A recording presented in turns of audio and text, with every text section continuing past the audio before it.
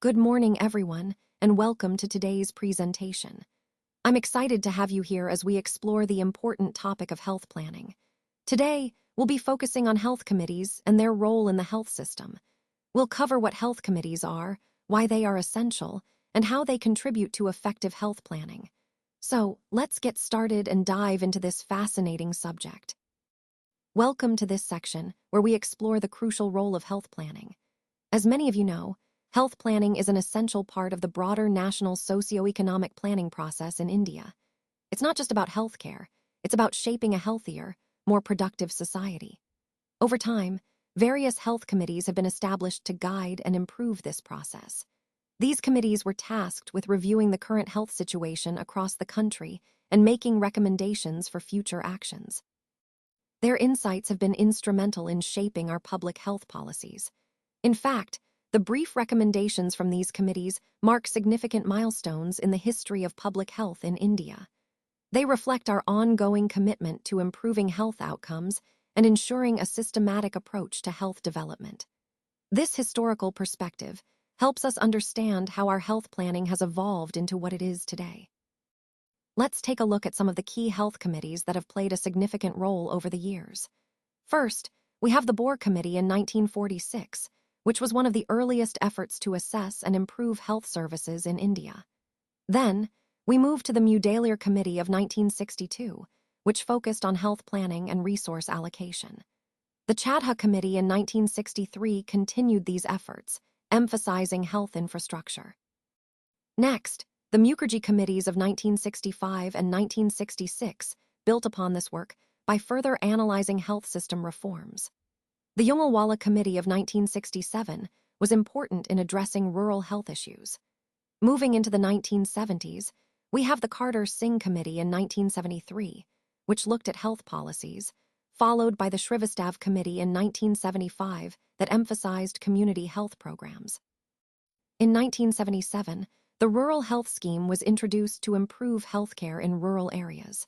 Then, in 1981, the ambitious goal of health for all by the year 2000 was set to universalize healthcare access. Later, the Bajaj Committee of 1986 contributed to health policy reforms. Overall, these committees highlight the evolving focus on strengthening health systems, addressing rural health challenges, and aiming for universal health coverage.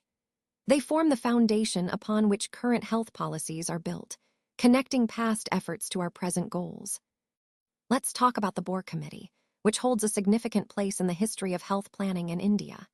This committee was constituted by the pre-independence government of India, meaning it was established before India gained independence. It was set up under the leadership of Sir Joseph William Bhore, who was a distinguished Indian civil servant. The committee was formed in 1943, during a crucial time when India was still under colonial rule. Its main purpose was to focus on health planning and development, which is why it was called the Health Planning and Development Committee. This committee laid the foundation for many of the health policies and systems we see today in India. Understanding its origins helps us appreciate how early efforts in health planning shaped the country's approach to public health. On this slide, we see the main areas that the committee is responsible for dealing with. First, we have public health, which is all about safeguarding the health of the community through prevention and health promotion efforts. Then, there's medical relief, providing immediate medical support and treatment when needed.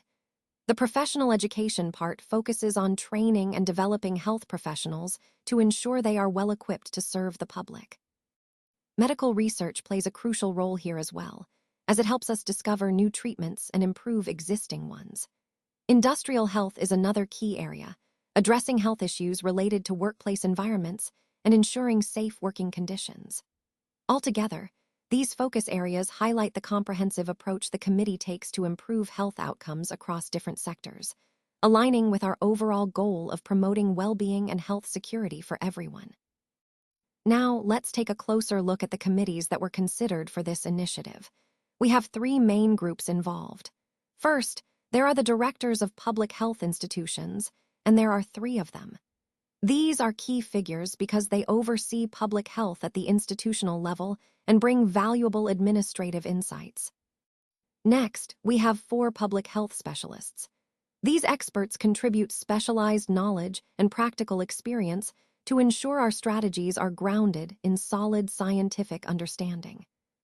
Finally, there are 7 representatives from the Medical Council of India. Their role is crucial because they provide professional and regulatory perspectives, helping us align our efforts with national medical standards.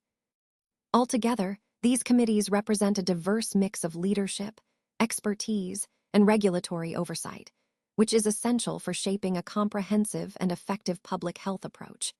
Connecting this to our overall theme, involving these varied stakeholders ensures that our policies are not only well-informed, but also practical and aligned with national health priorities. Today, I want to walk you through the terms of reference for this project. Essentially, our goal is to conduct a thorough survey of the current conditions and organization within the scope we're focusing on. We need to understand where things stand now, which will give us a solid foundation for planning future developments. A key part of this process is to evaluate existing activities, especially those related to health administration. This means looking at how current systems are functioning, identifying strengths, and also pinpointing areas that could benefit from improvement. The ultimate aim is to gather insights that will inform our recommendations for future growth and better organization. By doing so, we can ensure that our efforts are aligned with the overall goals of improving health services and administration. This slide really highlights the importance of a comprehensive review. It's about understanding the present thoroughly so we can shape a better future.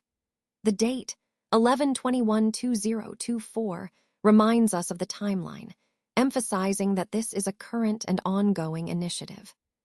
So, in summary, our terms of reference set the stage for a detailed assessment that focuses on existing conditions, organization, and the potential for future development, with a special emphasis on health administration activities. Now, let's take a closer look at the Bhore Committee report, which was submitted in 1946. This report is quite comprehensive, spanning 4 volumes. The first volume provides a detailed survey of the state of public health at the time, along with an analysis of the existing health organizations. It essentially sets the scene for understanding where India stood in terms of health infrastructure and services during that period. The second volume focuses on recommendations, offering guidance on how to improve and reform the health system moving forward. The third volume contains various appendices, which include supporting data, references, and additional details that underpin the main findings and suggestions.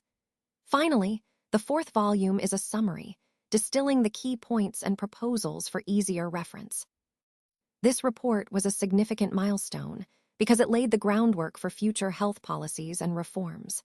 It reflected a thorough assessment of the challenges and provided a strategic blueprint for developing a robust public health system in India. So, as we proceed, keep in mind how these foundational insights continue to influence our health policies today. Let's take a closer look at some key observations. The crude death rate here is 22.4 per thousand, which indicates a relatively high mortality level. The infant mortality rate is particularly alarming at 162 per thousand live births, highlighting the urgent need for better child health services. Similarly, the maternal mortality rate stands at 20 per thousand live births, reflecting challenges in maternal health care. Life expectancy at birth is only 27 years, which is quite low compared to global standards, and it underscores the overall health challenges faced by this population. Additionally, we see that the incidence of communicable diseases like chicken pox and cholera was very high, often occurring in epidemics. Many of these health problems are preventable with proper interventions. Investing in prevention measures, such as immunizations, sanitation, and health education, would yield significant benefits. Not only would it improve health outcomes, but it would also enhance productivity and support overall development. Addressing these issues now is crucial for creating a healthier, more productive future. Let's now look at our key recommendations for strengthening primary health care. First, we emphasize the integration of both preventive and curative services across all administrative levels. This means that instead of having separate systems, We want a seamless approach where prevention and treatment go hand in hand, improving overall efficiency and patient outcomes. The committee envisioned developing primary health centers in 2 stages, focusing first on immediate improvements and then on long-term sustainability. Today, I'll cover the short-term plan, which is set to be implemented within the next 5 to 10 years. The goal is to ensure that each primary health center in rural areas can serve a population of around 40,000 people. To achieve this, the recommended staffing includes a team of dedicated health professionals, 2 medical officers, 4 public health nurses, 1 nurse, 4 midwives, 4 trained DAIS, 2 sanitary inspectors, 2 health assistants, 1 pharmacist, and about 15 Class IV employees. This comprehensive team will help us deliver better, more accessible healthcare, tailored to the needs of rural communities. The overall aim is to build a robust foundation for primary health services, making sure that everyone gets the care they need close to home. Let's take a closer look at the long-term plan, specifically the 3 million plan for our healthcare system. The foundation of this plan is a 3-tiered healthcare structure. At the first level, we have primary health units, each equipped with 75 beds. These units are designed to serve populations of about 10,000 to 20,000 people. They will be staffed with 6 medical officers, 6 public health nurses, 2 sanitary inspectors, 2 health assistants, along with other supportive staff. The goal here is to provide accessible, basic healthcare services close to the community. Moving up to the second tier, we have regional health units, or RHUs, which will have around 650 beds. These will act as referral centers, meaning they will handle cases that require more specialized care beyond what primary units can provide. Each RHU will serve as a hub for about 30 to 40 primary health units, ensuring a smooth flow of patients and resources. Finally, at the top of this structure, we have district hospitals with approximately 2,500 beds. These hospitals are designed to meet the healthcare needs of the entire population of over 3 million people. They will offer comprehensive specialist services and advanced medical care. Overall, this tiered approach aims to create a sustainable, efficient, and accessible healthcare system that can effectively serve the needs of our growing population. Let's look at some key strategies for strengthening community health. One important approach is forming village health committees, typically consisting of 5 to 7 individuals. The goal here is to actively involve the community and ensure their participation in health initiatives. Next, we need to focus on medical education. Major changes are being introduced, including a 3-month training program in social and preventive medicine. This aims to prepare social physicians who can address health issues holistically, blending medical expertise with community engagement. Additionally, the central government should establish national medical centers of excellence. These centers would serve as hubs for training highly qualified medical professionals. For example, institutions like the All India Institute of Medical Sciences in Delhi and the National Institute of Mental Health and Neurosciences in Bangalore were set up to fulfill this purpose. We also need to expand our training infrastructure for nurses. The government should set up around 100 training centers across the country. The long-term goal is to aim for 1 nurse per 500 people, which will significantly improve healthcare delivery at the grassroots level. Furthermore, training shouldn't stop with doctors and nurses. We must also focus on hospital-based social workers, providing them with proper training to support patient care and community health initiatives. All these measures are interconnected and are vital parts of creating a more equitable and effective healthcare system that reaches everyone, especially the underserved. Now, let's turn our attention to the Mudaliar Committee. By the end of the second 5-year plan, it became clear that we needed a fresh perspective on our health needs and the resources available to meet them. In 1959, the government of India took a significant step by constituting the Mudaliar Committee. This committee was led by Dr. A. Lakshmanswamy Mudaliar, who was the Vice-Chancellor of Madras University at the time.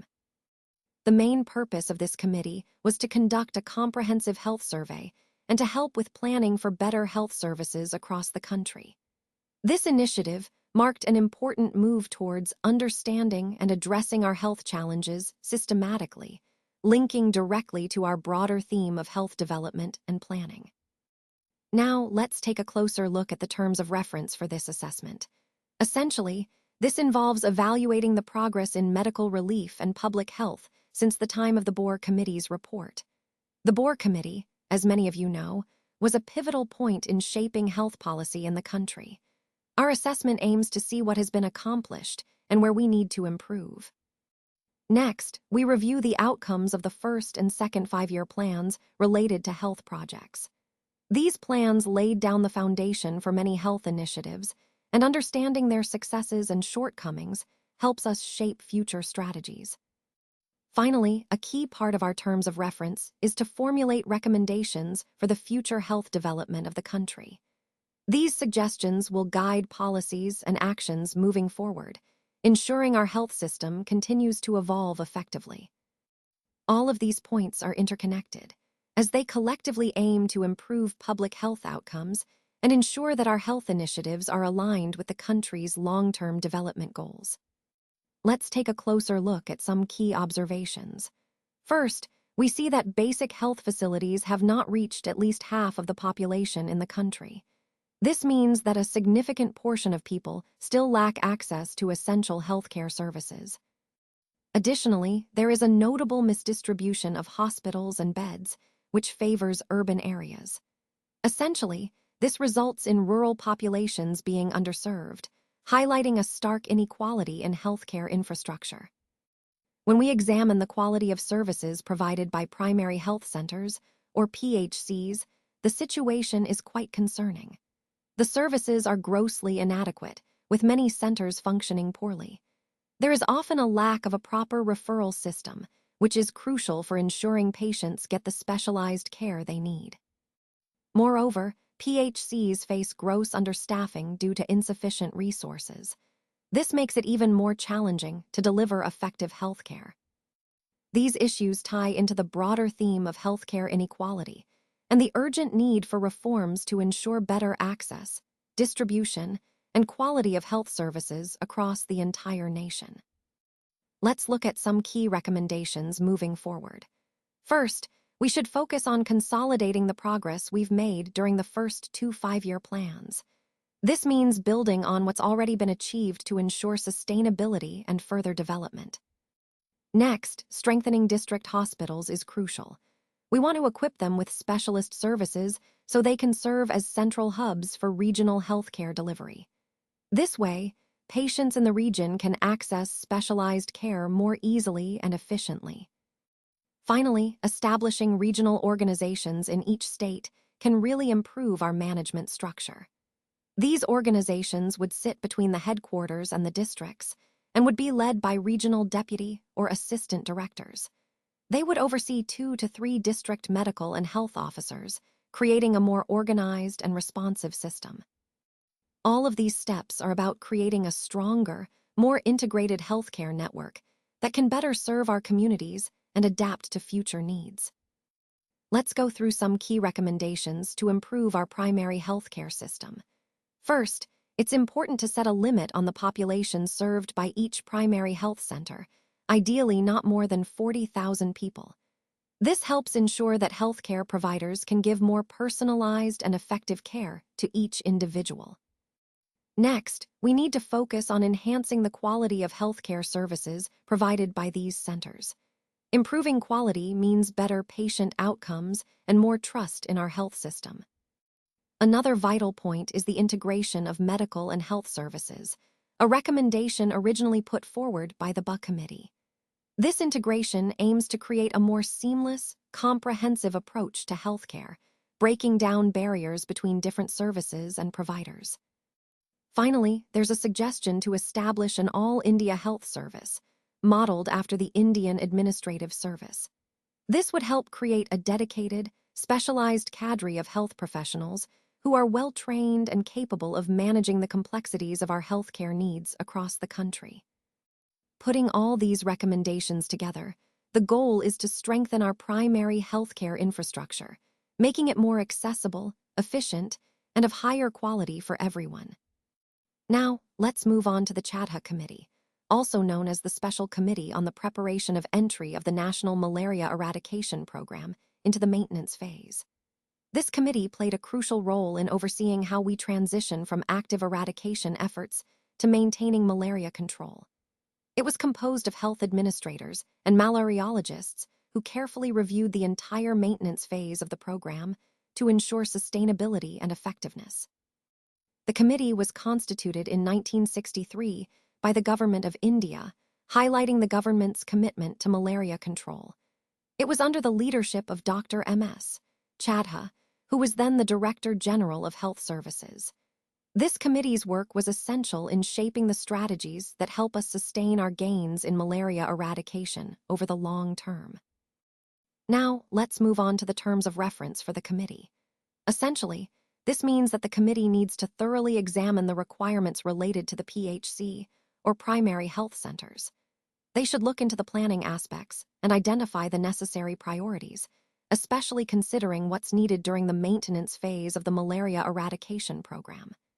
This phase is crucial because it involves sustaining the gains we've made and preventing a resurgence of the disease. Additionally, the committee should consider the staffing patterns required for the entire malaria eradication effort. This includes figuring out the right number and types of personnel needed to effectively implement and support the program's activities. Overall, these terms of reference will guide the committee to focus on the critical details that ensure the program's success and sustainability. It's about making sure we have the right plans, priorities, and people in place to achieve our long-term goals. Let's look at the recommendations for strengthening malaria vigilance. The first key point is to hand over malaria monitoring responsibilities to the General Health Service. This means integrating malaria activities into the broader health system rather than keeping it as a separate effort. Next, we suggest having one basic health worker for every 10,000 people. This ratio helps ensure that communities are adequately covered and that health workers are not overburdened. These basic health workers, or BHWs, should visit households once a month. During these visits, they will carry out malaria vigilance activities, such as checking for symptoms, educating families, and identifying cases early. Regular house-to-house visits are crucial for timely detection and response. Additionally, BHWs should serve as multi-purpose health workers, or MPHWs. This means they will not only focus on malaria, but also support family planning and collect vital statistics. This integrated approach maximizes their role and benefits the community. Finally, family planning health assistants, or FPHAs, will supervise groups of 3 to 4 BHWs. This supervisory role ensures quality, consistency, and proper coordination of activities. Overall, these recommendations aim to strengthen community-based health efforts, making malaria vigilance more sustainable and effective by leveraging existing health personnel and structures. After the implementation of the Chadha Committee recommendations, we realized that the BHW, or block health worker, could not function effectively as an MPHW, which is a more trained and specialized health worker. This was a significant setback because it affected our malaria vigilance operations, making it harder to control and prevent malaria outbreaks. Additionally, our family planning programs couldn't be carried out satisfactorily, which impacted our overall public health goals.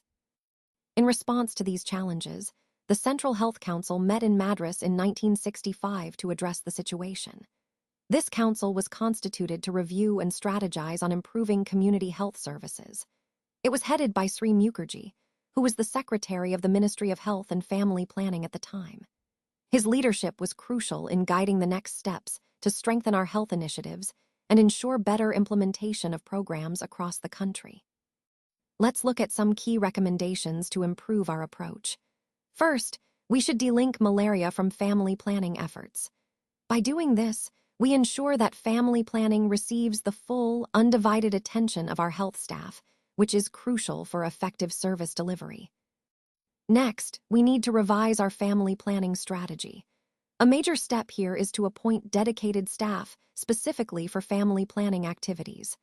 For example, Creating family planning health assistants who focus solely on this area will help streamline and strengthen our programs.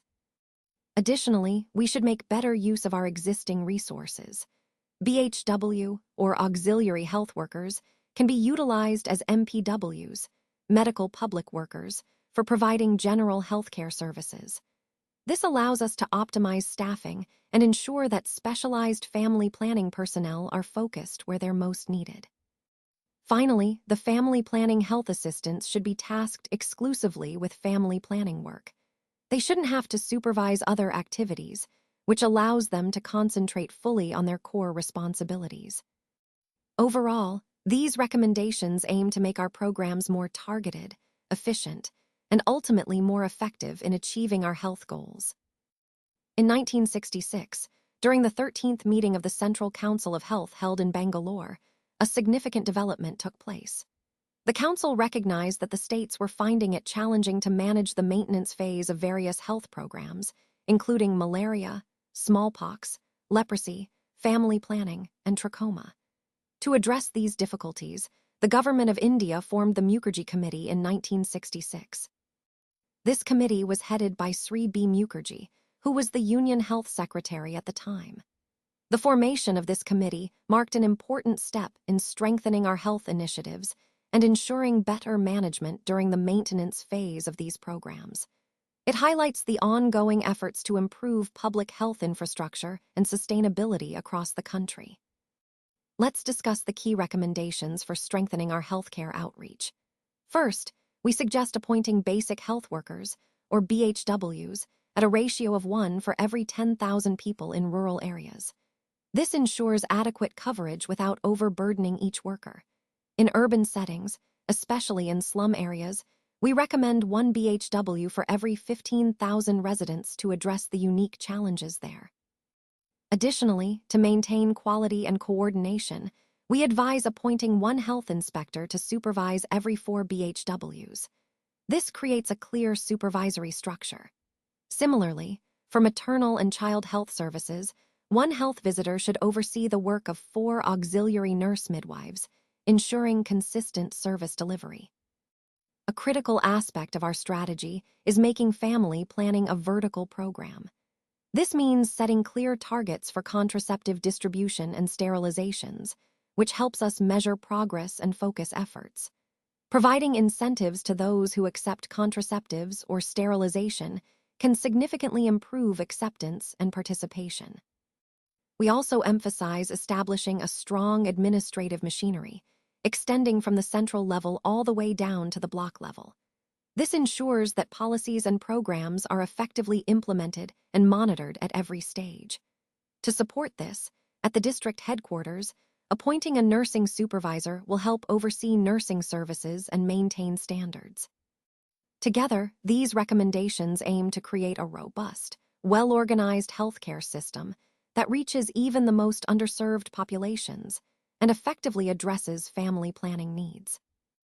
Now, let's turn our attention to the Jungalwala Committee. This committee was established under the Central Council of Health in 1964 in Srinagar. It was led by Dr. N. Jungalwala, who was the additional Director General of Health Services at that time. The main purpose of this committee was to work on the integration of health services across different sectors. Their efforts culminated in a comprehensive report that they submitted in 1967, which laid the groundwork for many of the health policy reforms we see today. This committee played a crucial role in shaping the future of health service delivery, emphasizing the importance of coordination and integration to improve efficiency and reach more people effectively. Connecting this to our overall theme, it highlights how strategic planning and dedicated leadership can drive meaningful improvements in public health systems. Now, let's look at the terms of reference for this study.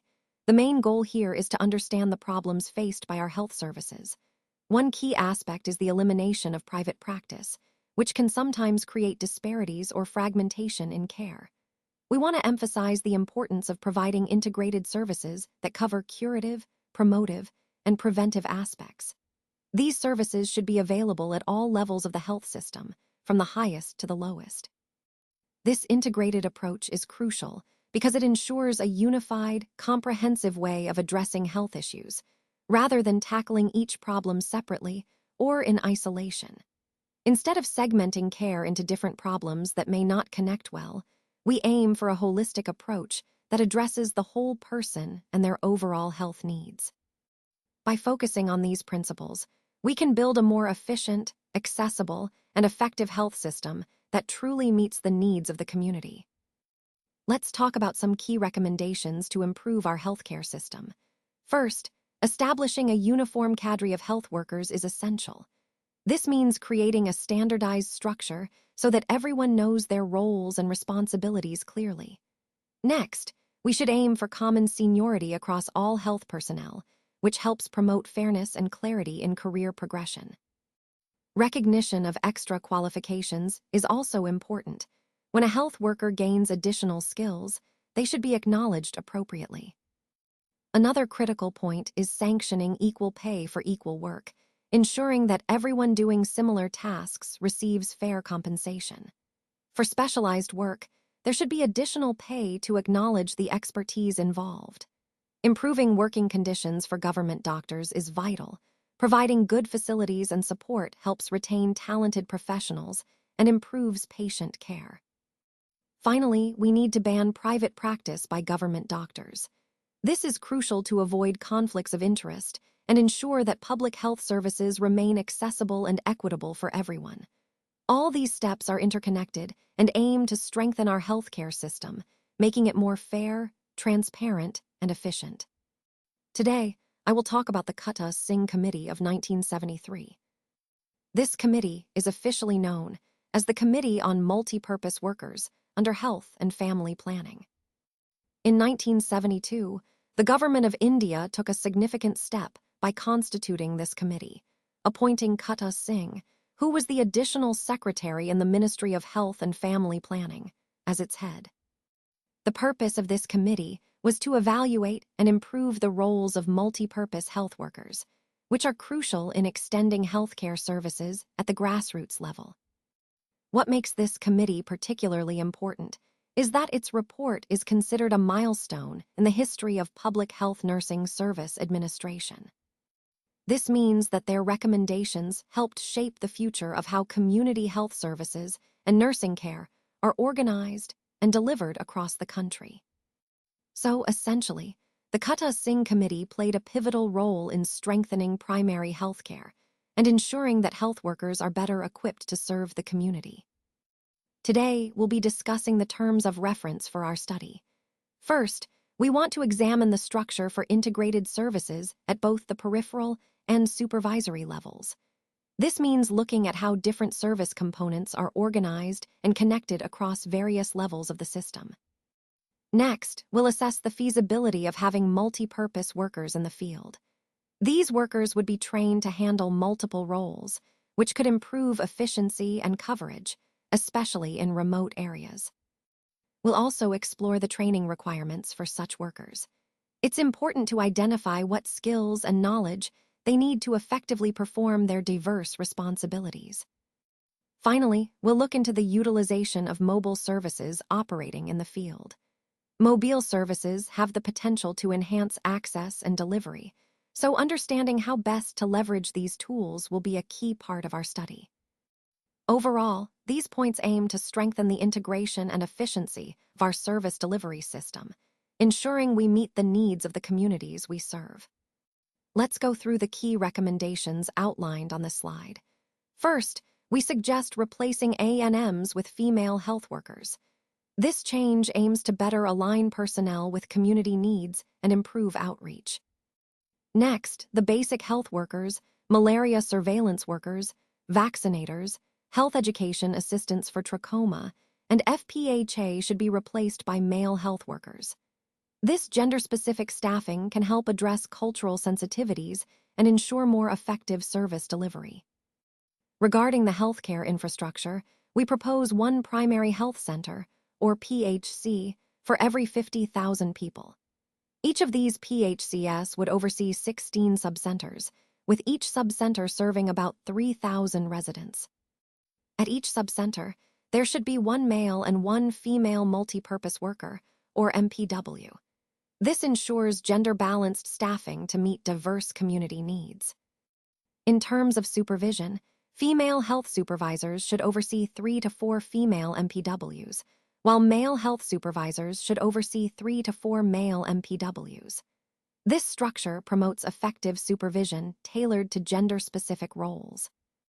Furthermore, the current lady health visitors should be designated as female health supervisors, strengthening the supervisory framework. Finally, the doctor in charge of the PHC should take overall responsibility for all supervisors and health workers, ensuring cohesive management and accountability across the team. These recommendations, when implemented, aim to strengthen our primary healthcare system, making it more responsive and efficient. Let's take a look at the Srivastava Committee, which was established by the Government of India in 1974. This committee was specifically focused on a group on medical education and support manpower, addressing the critical need to strengthen our healthcare workforce. They conducted a thorough review and submitted their report in 1975. This report played a significant role in shaping policies to improve medical education and ensure we have enough trained medical professionals to meet the country's healthcare demands. Understanding this committee's work helps us see how strategic planning and policy initiatives are crucial in building a robust health system. Let's take a closer look at the terms of reference for this initiative. First, the primary goal is to develop a suitable curriculum specifically designed for training a cadre of health assistants. This means we need to focus on creating educational content that equips these assistants with the right skills and knowledge to effectively serve their communities. Secondly, we are tasked with suggesting steps to improve the existing medical educational processes. This involves identifying areas where our current system may be lacking or could be streamlined, and emphasizing the issues most relevant to our national requirements. By addressing these points, we're ensuring that the training programs are not only comprehensive, but also aligned with the specific health needs of our country. This approach helps us build a more effective and responsive health workforce, which is a crucial part of our overall health system enhancement. Let's look at some key steps to strengthen our community's healthcare system. One important aspect is creating bands of paraprofessionals or semi-professional health workers directly from the community itself. These workers would provide simple, protective, preventive, and curative services right where people live. This approach helps ensure that care is accessible and culturally appropriate. Now, between the community and the primary health center, there should be 2 distinct cadres, health workers and health assistants. Each has a specific role and level of training. Health workers should be trained to provide simple, specified remedies for common day-to-day illnesses. They act as the first line of support for basic health needs. Health assistants, on the other hand, should be trained and equipped to handle simple illnesses, but according to their technical competence.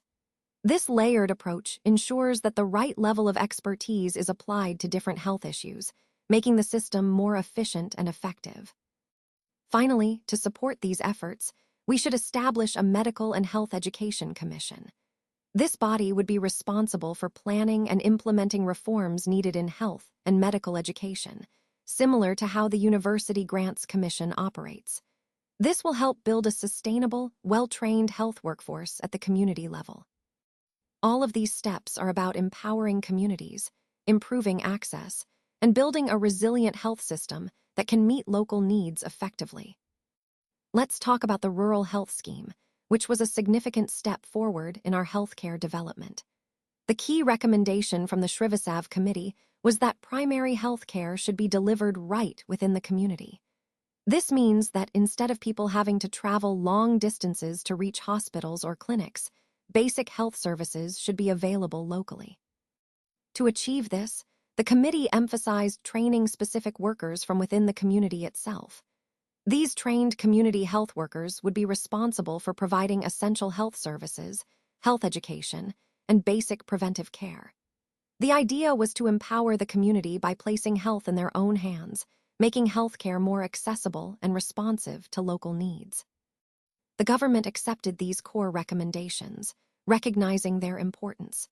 This led to the launch of the Rural Health Scheme in 1977-78. The scheme aimed to bring primary health care directly to rural areas by implementing these community-based health workers, thereby strengthening the overall health infrastructure in rural India. This initiative reflects a broader theme in our healthcare approach: decentralizing services and empowering local communities. It's about making health services more inclusive, accessible, and sustainable, especially for those in remote areas. Now, let's look at the major steps we initiated to strengthen our healthcare system at the grassroots level. The first key step was involving medical colleges directly in the healthcare delivery of selected primary health centers, or PHCs. The main goal here was to reorient medical education so that it better aligns with the real needs of the rural population. We called this initiative Reorientation of Medical Education, or ROME. Essentially, we aimed to train undergraduate students and interns at these PHCs, giving them practical experience in rural healthcare settings. This approach helps future doctors understand the unique challenges faced in rural areas and prepares them to serve effectively. The second major step was reorienting the training of multi-purpose workers. These workers are vital in managing various communicable disease programs. Initially, they were engaged in multiple activities, but we shifted their training focus to become unipurpose workers. This means they now specialize in specific disease control activities, increasing their efficiency and effectiveness. By doing so, we ensure that these frontline workers are better equipped to handle particular health issues, which ultimately improves disease management and control in our communities. Together, these steps are part of a broader strategy to make our healthcare system more responsive, skilled, and tailored to the needs of rural populations.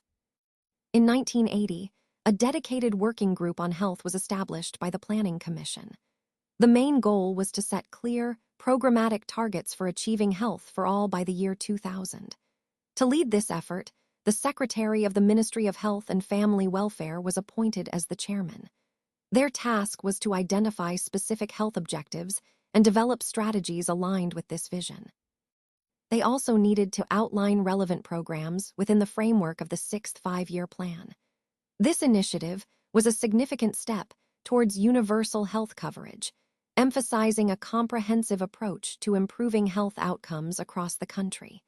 It underscored the importance of setting ambitious yet achievable goals for health development over 2 decades. Let's talk about the Bhore Committee, which played a crucial role in shaping health manpower planning in India. This committee was established back in 1985 under the leadership of Dr. J.S. Bajaj, who was a respected professor at AIIMS. The main aim of this expert committee was to focus on the planning, production, and management of health manpower. In other words, they looked at how to effectively train and deploy healthcare professionals across the country to meet the growing demand for health services. This committee's work was significant because it helped lay the foundation for a more organized and strategic approach to developing our health workforce, which is a key component of strengthening the overall health system. So, essentially, the Bhore Committee was about ensuring we had the right people, in the right numbers with the right skills, to improve healthcare delivery throughout India. Let's look at some key recommendations to strengthen our health system. First, it's essential to express a clear national health manpower policy. This will help us plan and allocate resources effectively. Alongside this, we should formulate a comprehensive national policy on education in health sciences to ensure we are training the right professionals for the future. Conducting a countrywide survey of health manpower is also crucial. It will give us a clear picture of the current workforce and identify gaps that need addressing. When it comes to staffing, we need to appoint nurses based on patient load. For example, 1 staff nurse per 100 outpatients helps manage outpatient services efficiently. For hospital beds, the recommendation is 1 staff nurse for every 10 beds, plus an additional 30% to account for leave reserves.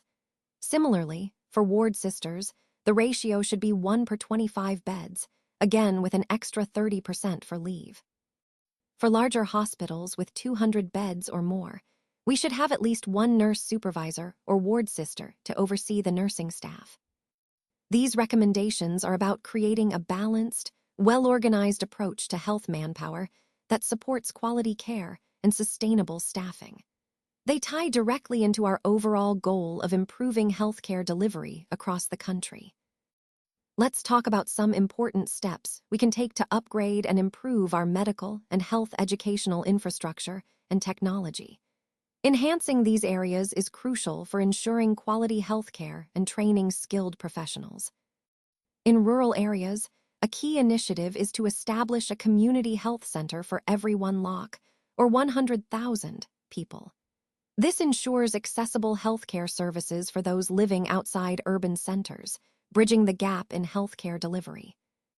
Another vital step is to set up an educational commission for health services, modeled after the University Grants Commission. This body will oversee the development and regulation of health education, ensuring standards and fostering innovation. We also need to establish a health sciences university in every state and union territory. This will serve as a hub for advanced medical training, research, and innovation, tailored to local needs. Additionally, creating a health manpower cell, both at the central level and within states, will help coordinate workforce planning and ensure we have enough trained professionals to meet healthcare demands. Finally, vocationalizing education at the 10+2 level in health-related fields is essential. By doing this, we can produce high-quality paramedical personnel, which is a critical component of a strong healthcare system.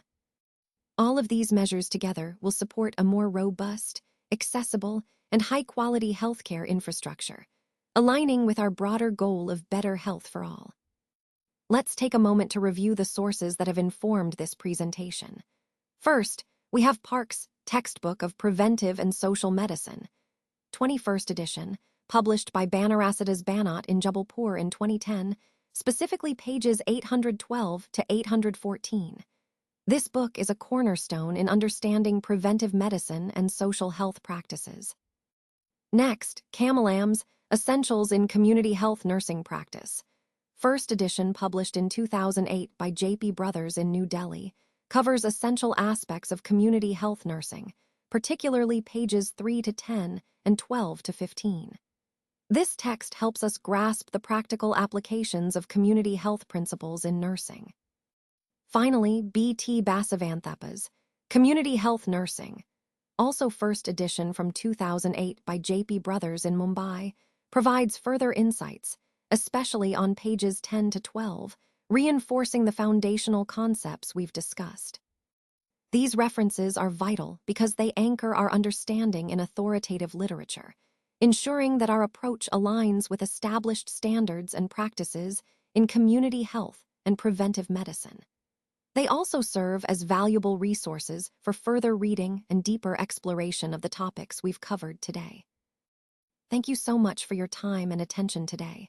I truly appreciate your engagement and interest throughout this presentation. Remember, the key points we've discussed, whether it's the insights, strategies, or data, are all aimed at helping us move forward more effectively. I hope you found this session valuable and that it sparks new ideas or approaches in your work. If you have any questions or want to discuss anything further, please don't hesitate to reach out. Thanks again, and I look forward to connecting with you all soon.